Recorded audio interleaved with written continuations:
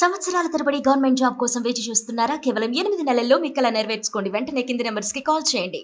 देखो 3 जने की सूचना है बाकी हजे कोई और सूचना नहीं ते ये भी बर्न इंजरीज है मोस्ट ऑफली बाकी जाके अंदर देखें सर किन्ने के धमाके होए सर किन्ने के धमाके होने की बात हुई है चलो ਜਿਹੜੇ ਡਰੋਨ ਸੀਗੇ ਉਹਨਾਂ ਨੂੰ ਮੈਜੋਰਿਟੀ ਡਰੋਨਸ ਨੂੰ ਜਿਹੜੇ ਆਰਮੀ ਵੱਲੋਂ ਨਿਊਟਰਲਾਈਜ਼ ਕਰ ਲਿਆ ਬਾਕੀ ਜਿਹੜੇ ਕੁਝ ਆਹ ਜਿਵੇਂ 21 ਹੋਇਆ ਜਿਹੜਾ ਇਨਸੀਡੈਂਟ ਜਿਹੜਾ ਸਾਹਮਣੇ ਆਇਆ ਬਾਕੀ ਸਾਰੇ ਸਾਡੀ ਟੀਮਸ ਬਾਹਰ ਹੈ ਤੇ ਅਸੀਂ ਦੇਖ ਲਾਂਗੇ ਜੇ ਕੁਝ ਵੀ ਹੋਊਗਾ ਪ੍ਰਸ਼ਾਸਨ ਦੇ ਨਾਕਾਮੀ ਨਹੀਂ ਮੰਨਦੇ 4 ਤੋਂ 5 ਫਾਇਰ ਉਸ ਤੋਂ ਬਾਅਦ ਬਲੈਕ ਆਊਟ ਕੀਤਾ ਗਿਆ ਲਾਈਟਾਂ ਸਰਵੇ ਚੱਲ ਰਹੀ ਸੀ ਨਹੀਂ ਉਹ ਤਾਂ ਇਮੀਡੀਏਟਲੀ ਜਦੋਂ ਸਾਡੇ ਕੋਲ ਇਨਫੋਰਮੇਸ਼ਨ ਉਹਦੀ ਆਈ ਸੀ ਉਦੋਂ ਹੀ ਨਾਲ ਦੀ ਨਾਲ ਅਜੇ ਤੱਕ ਇਹੀ ਇੰਜਨ ਹੁੰਦਾ ਮਾਮਲਾ ਸਾਹਮਣੇ ਆਇਆ ਕੋਈ ਹੋਰ ਨਹੀਂ ਮਾਮਲਾ ਸਾਹਮਣੇ ਆਇਆ ਹੋਰ ਕੋਈ ਨਹੀਂ ਸਾਹਮਣੇ ਆਇਆ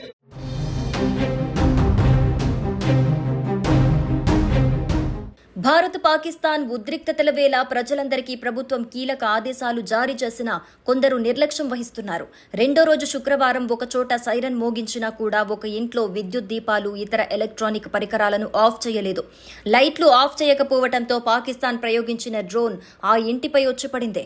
డ్రోన్ దాడి కారణంగా ఆ ఇల్లు ధ్వంసం కాగా మంటలు వ్యాపించాయి. ఈ ఘటనతో ఆ ఇంట్లోని వ్యక్తి తీవ్రంగా గాయపడ్డాడు. వెంటనే భద్రతా దళాలు బాధితుల్ని ఆసుపత్రికి తరలించారు. ఈ ఒక్క సంఘటన చెబుతుంది బ్లాకౌట్ అనేది ఎంత ప్రాముఖ్యమో. బ్లాకౌట్ చేయకపోతే ఎలాంటి పరిణామాలుంటాయో ఇది నిరూపిస్తోంది. అందుకే శత్రు దేశాల దాడి సమయంలో లైట్లు, ఇన్వర్టర్లు, ఇతర వెలుతురునిచ్చే అన్నింటినీ బంద్ చేయాలి. లేకపోతే భారీ నష్టం ఎదుర్కొనే అవకాశం ఉందని సైన్యం హెచ్చరిస్తోంది.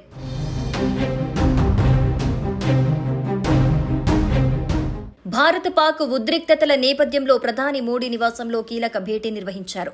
ప్రధాని మోడీ అధ్యక్షతన జరిగిన ఈ సమావేశానికి భారత త్రివిధ దళ ఉన్నతాధికారులు హాజరయ్యారు. Chief of defence staff general Anil Chauhan, జాతీయ భద్రతా సలహాదారు అజిత్ దోవల్ కూడా ఈ భేటీలో పాల్గొన్నారు. పాక్ చేసిన దాడులు, దానికి కౌంటర్ గా భారత ప్రతిదాడులకు సంబంధించిన పరిణామాలను అధికారులు ప్రధానికి వివరించారు. ఉద్రిక్తతల వేళ త్రివిధ దళాధిపతులతో ఒకేసారి ప్రధాని భేటీ కావడంతో ఈ సమావేశానికి ప్రాధాన్యత సంతరించుకుంది. ఇక మరోవైపు టెరిటోరియల్ ఆర్మీని రంగంలోకి దించేందుకు కేంద్రం సమాయత్తమైంది. దీనికోసం భారత ఆర్మీ చీఫ్ కు కేంద్రం మరిన్ని అధికారాలను అప్పగించింది. డ్రోన్లు, మిసైల్స్ తో దాడులు చేసిన పాక్ ను భారత్ సమర్థంగా అడ్డుకుంది. ఆ రెండు విఫలం కావడంతో పాక్ మరో కుతంత్రానికి తెరతీసేందుకు ప్రయత్నిస్తున్నట్టుగా తెలుస్తోంది. సరిహద్దు ప్రాంతాల్లో దాడులు చేసి భారత్ ను ఇబ్బంది పెట్టాలనేదే పాక్ పన్నాగం. దీనితో ఆ దేశానికి అలాంటి అవకాశం ఇవ్వకుండా భారత ఆర్మీని మరింత దృఢంగా తయారు చేసేందుకు కేంద్రం నిర్ణయం తీసుకుంది.